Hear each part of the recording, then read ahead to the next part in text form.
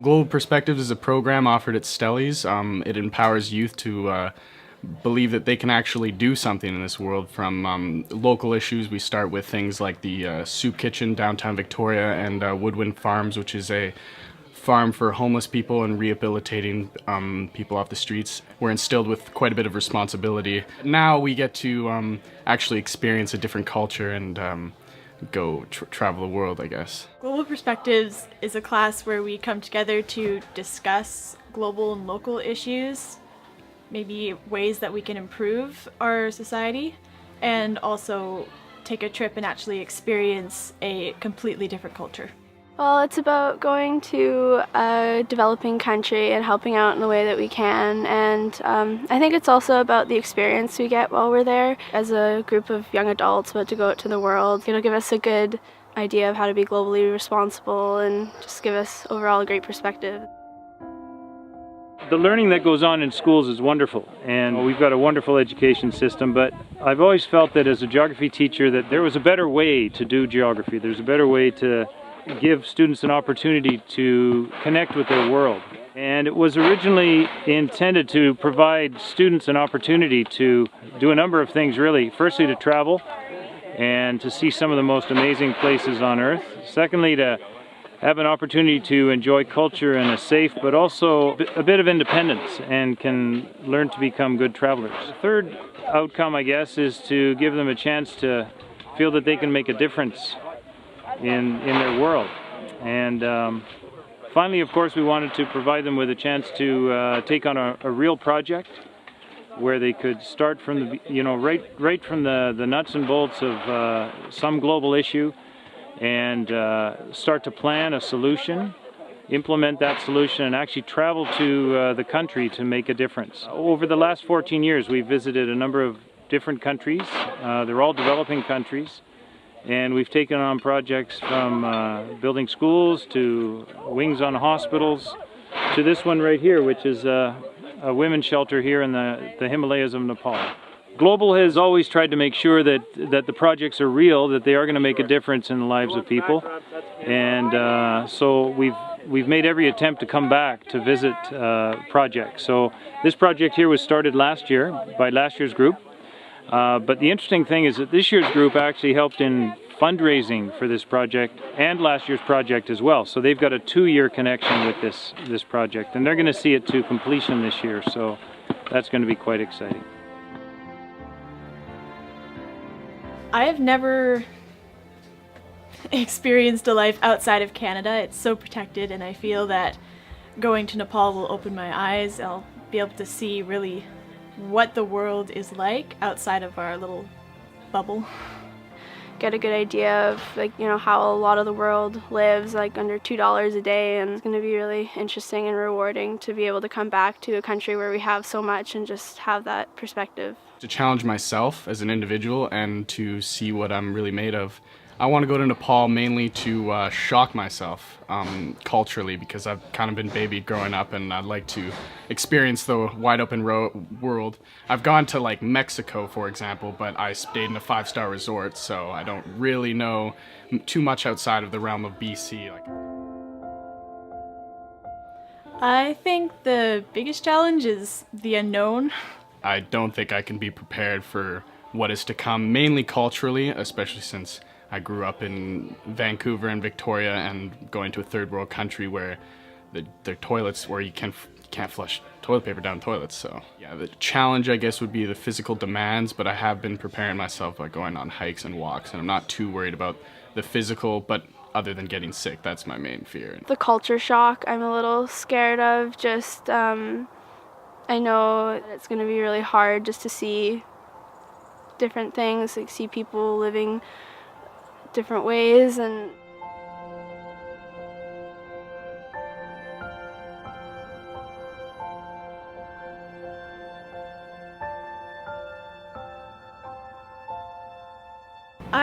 I'm really nervous. I'm not sure what to expect, but I'm also super excited. I feel that this is like the most amazing thing I have done so far in my life, and I'm so happy that I get to do this. Most anticipating the extreme diversity in the culture. It's really just the anticipation and the unknown that I'm most excited about. Nervous now more than I have been before. Like, I am scared of just getting there and being so away from everything that we've ever really, like any comforts that we've had before. I know that they have stuff in Kathmandu, but as far as when we go up into the smaller regions, I know that it's not going to be the same like as what we're used to in Canada. It'll really make everyone come together as a group and just kind of build those bonds that have already kind of started. I can already see it in the group now. Like,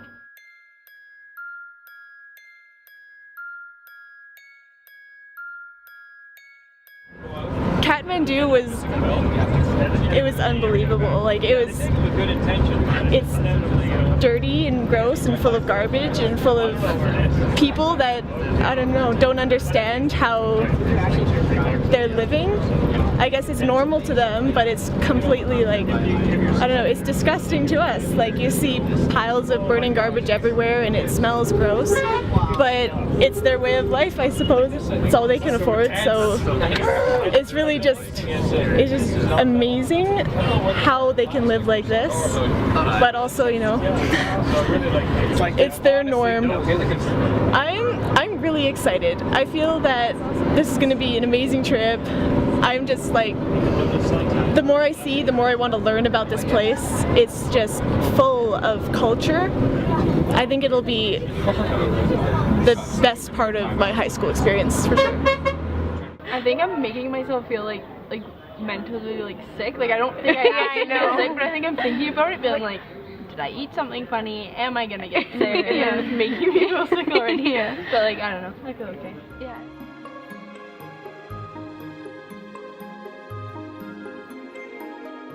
We had to hike for, was it like an hour and a half? It was like Felt 2 hours. like a lot longer. A couple hours, and it was, I don't know, it was a wonderful hike. Like, the view was it was beautiful, but it was so hot.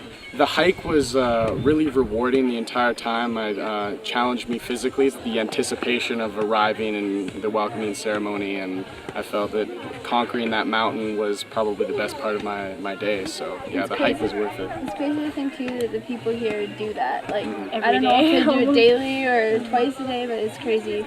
Arriving was like, it was so cool. Like, you could hear the music from like, I don't know how far away, but as we were coming up, it was sort of like this moment of suspense, like, oh, where are they? And then suddenly it's like, wow, it's like time, like the whole village is here, and like children all happy, and these like really bizarre instruments that we've never seen before, like playing this authentic music. They gave us our tikas, which is, it was cool just to be kind of like welcomed into their religious beliefs.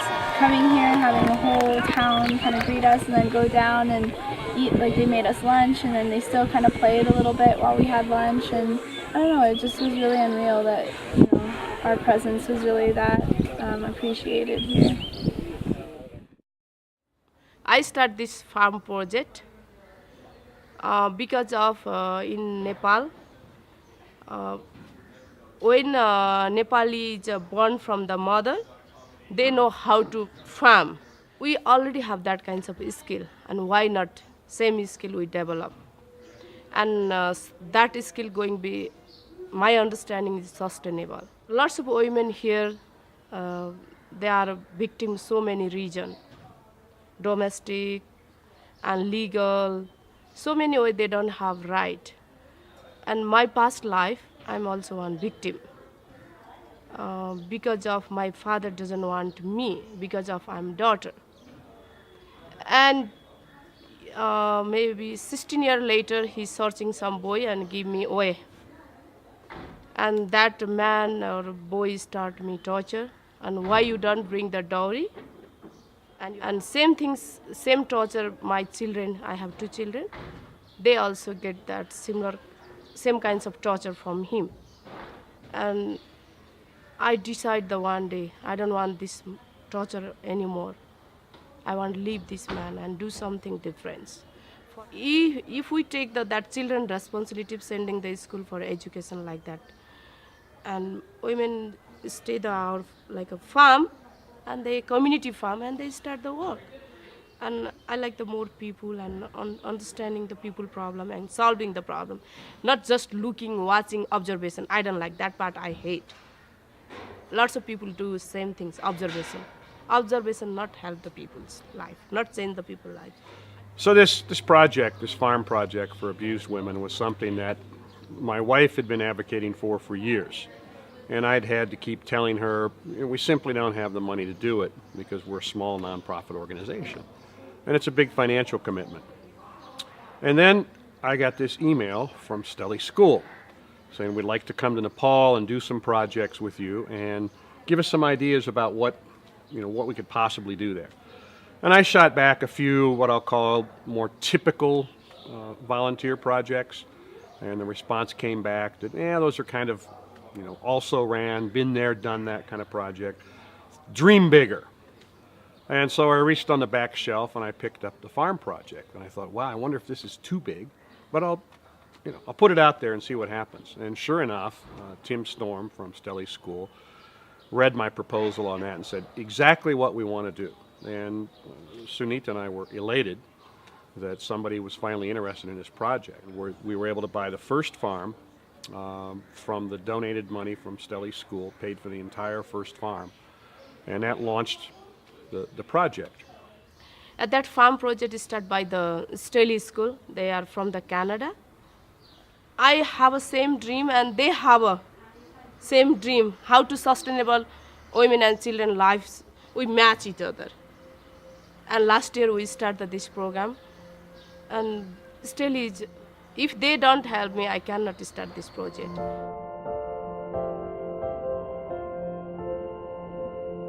We're screening dirt, filling bags, pulling out barbed wire. There's a real variety of work here, and it's pretty strenuous, I'd have to say. Like, I wasn't necessarily expecting it to be as difficult as it has been, just looking at a mound of clay, thinking that I could shovel that all day, but the fact is, no, I can't, especially with the heat.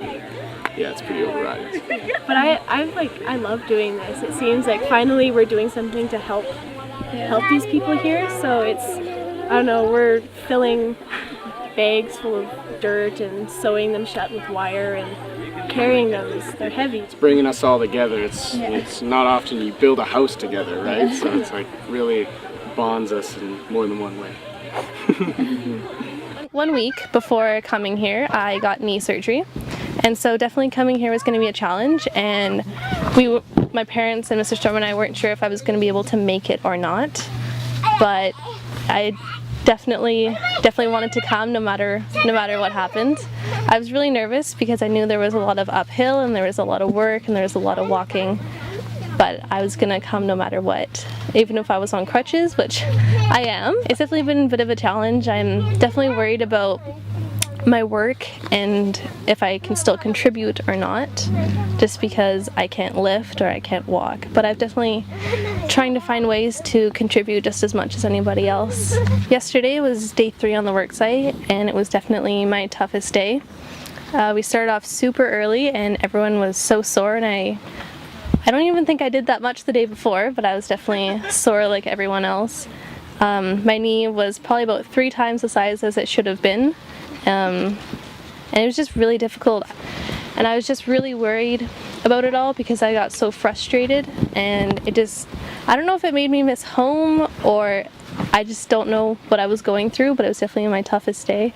With my knee, I'm just so afraid that I'm not going to be able to do as much as everyone else, and I'm always afraid that they're going to look at me saying, oh, she's just sitting down and diddling the bags, or she's just sitting down in the shade. The heat is getting to me a little bit more, but I'm still hopefully trying my best and hopefully not aggravating anyone else, but I just want to try my best and put our best effort into it. My name's Jesse Young. I'm from Denver, Colorado, USA, and I'm a landscape architect there, and I also run a construction company doing landscape construction. And I first came to this project a year ago, or last December, to start it, knowing that this group of students was coming, and in every way, shape, and form it's just been really impressive with how well the students have integrated and gotten on board with the project and the local villagers and a lot of just great things all around. My name is Ken Storm. I'm an architectural contractor in the Denver metro region of Colorado, USA. My initial reaction was quite different from what my now knowledge of this group is. I had a different vision of what high school students, 30 of them, were going to be able to do, capable of doing, as well as their attitudes and interactions. I've been more than impressed. I've actually been astounded by their diligence, their spirit, their attitude to get this done and to learn, to want to be really interested in what's happening, not just on the project, but kind of what's going on too in the community sense. I'm Lindsay Kruger. I'm also from Denver, Colorado. I'm an interior designer and a board member for Architecture for Humanity, Denver. I would agree wholeheartedly with these two guys that my expectations coming into this was that we would be managing chaos most of the time, but having seen the students come in and just pick up exactly the moment they were ready and just build the building has been really astounding, actually. It's broadened my horizons on what to think about teens, and it's been really special to watch them interact with the local youth, you know, teens hanging out with teens and expanding their cultural horizons. And it's just been a really special experience for me, and I know I want to continue working with similar groups in the future now that I've met the kids from Stelly's. Stelly's rocks! We've been working here for 4.5 days, and it's been exhausting and a lot of work, but it's been super fun, and it's great to like work with the kids and with the Nepali people and all these like great, they're so happy to help, and it really makes it worthwhile because we can see that the project that we're doing is definitely worth it. I'm definitely not used to this every day, waking up at like 6:30 in the morning and working till 5:30 at night, so it's been great to have some sort of motivation and incentive to keep going every day.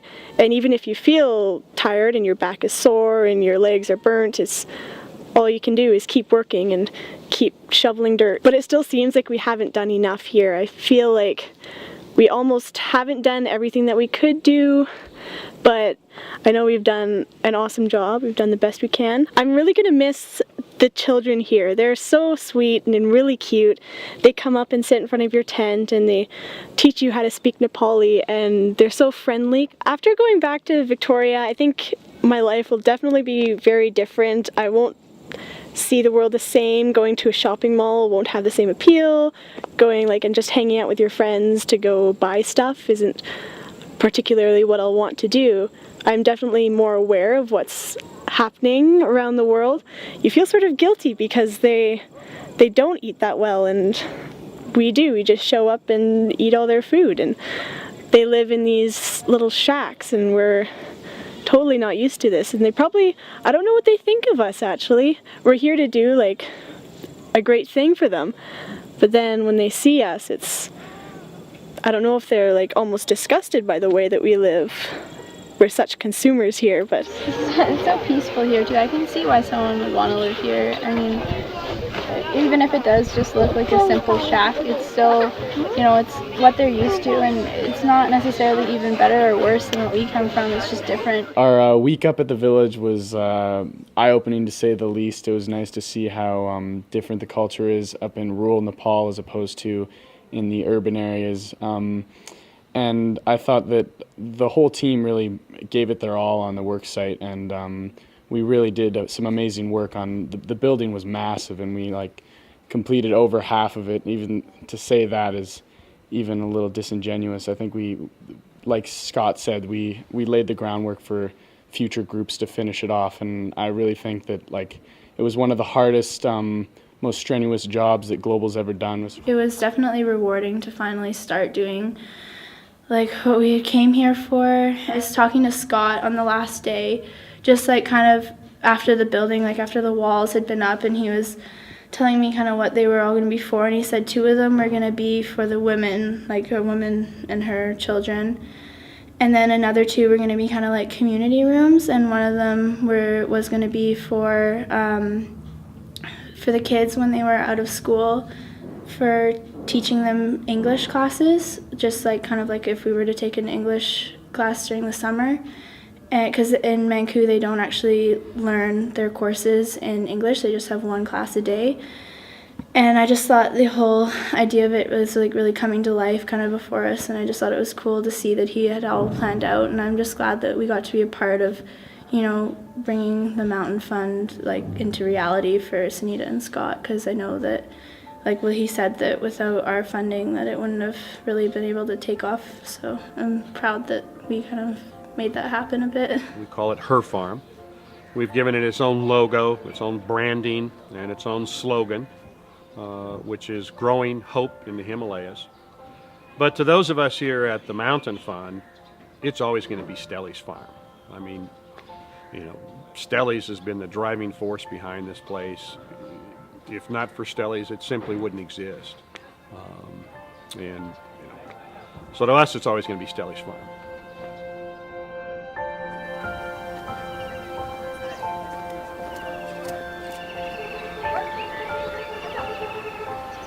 In the transition of Chitwan, it was just like night and day.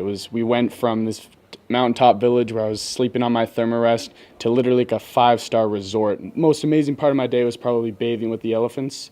It was better than any water park I've ever been to. And then after that, me, Jake, and Alaya and Brandon all rode an elephant for about an hour and a half, and we actually saw a real rhino, not just dung. And yeah, it was amazing. Chitwan was really different from Manku. The local economy is supported by tourism more so than anywhere else, just by, I don't know, the way that people treated you when you were walking down the street. And I think that that's good, but I didn't really agree with the whole, like I agreed with some of it. Like I really enjoyed going down the river in the boat and just like observing the animals and like the way they were and doing like the little walk. And although we didn't really see that much, it was still cool just to like be there and know that like a tiger had been there a few days ago. Like, but I don't know, seeing the elephants kind of bothered me just because I know that that's how the Nepali people have treated them, and it's not a judgment against them at all, but just like I don't like the idea of them doing it for tourists. In my mind, like elephant bathing is supposed to be this like happy thing for the elephant, but I mean there was a man like yelling at it and screaming at it, and he wasn't talking to it with respect. And I don't know, like I just think as tourists we have the power. I understand that Chitwan wouldn't be able to really sustain itself without that, but maybe just like changing it up a bit. Like I would be totally happy to see the elephants bathing themselves. Like I'd pay more than 100 rupees to see them just like along the riverside, like doing it themselves.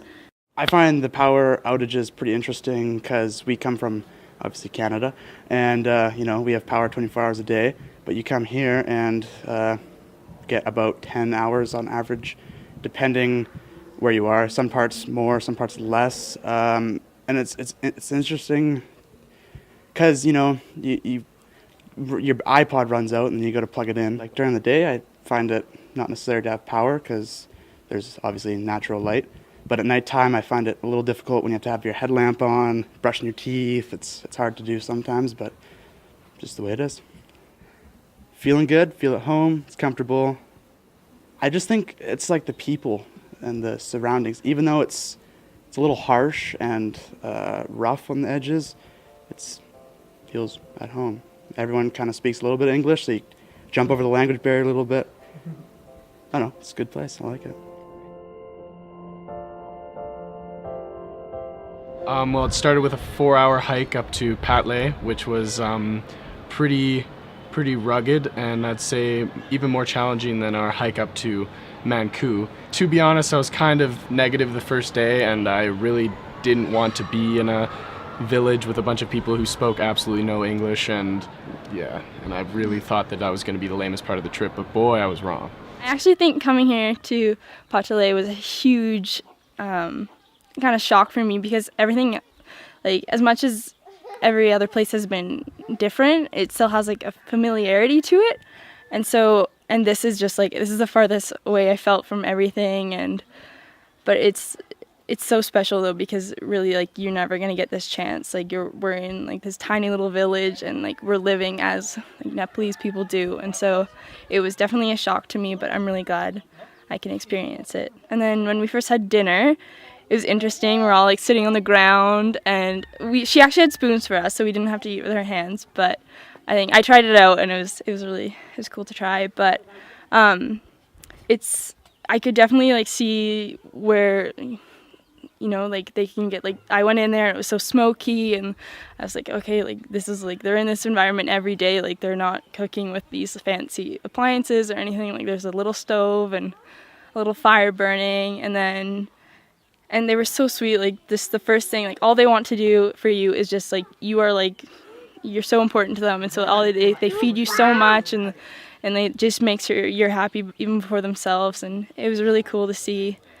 Awaking after the second night, I realized I really didn't want to go. Unlike the first night, I really wanted to go. Leaving, it was actually pretty sad, leaving my homestead family, even though I couldn't understand a word she said. She was just so nice, and I felt like family, and I really didn't want to leave. I don't know, they were so friendly. They would give you huge amounts of food and then always give you more and not really ask, because you can't tell them no, because we don't speak any Nepali, which we learned on the second day. The one word I learned is puyo, which is no more. It was probably my favorite experience, I think. Playing with the kids was kind of difficult at first because they don't speak English and I don't speak Nepali, and communicating was really hard, but we managed to figure it out. We played with like jump ropes and whatever wheels they've created. I was really impressed with just how simply they found happiness there. I think as like North Americans, we're always kind of like looking for more, and just that's kind of part of our culture, but I just thought it was really amazing for them that they had what they needed and they knew that, and anything else was just bonus, and they could really appreciate it.